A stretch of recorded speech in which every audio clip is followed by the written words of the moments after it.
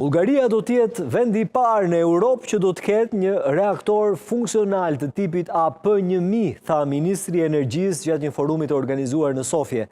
Ai shtoi se vendi tashmë ka një vend të miratuar dhe një vlerësim të ndikimit mjedisor për projektin dhe aktualisht po punohet për financimin dhe koordinimin me Komisionin Evropian. Stankov raportoi gjithashtu se ka folur me sekretarin e energjisë të Shteteve të Bashkuara të Amerikës Chris Wright në lidhje me mundësitë e investimit në centralin bërthamor Kozluglu. Sipas Stankov, shteti bullgar duhet të shfrytëzojë mundësinë e ofruar me projekte të tilla si njësitë 7 dhe 8 të termocentralit bërthamor dhe ka deklaruar qartë se kompanitë bullgare duhet të marrin pjesë në projekt. Ai përshëndeti në nënshkrimin e memorandumeve të shumta të cilat do t'u japin firmave bullgare mundësinë për të marrë pjesë në atë që ai e quajti projekti më i madh i kësaj dekade dhe ndoshta i asaj të ardhshme. Sipas ministrit të energjisë, njësitë e reja do të krijojnë kushte për kthimin e ekspertëve bullgar me përvojë ndërkombëtare. Në kulmin e saj, vendi do të punësojë rreth 10.000 njerëz, vuri në duke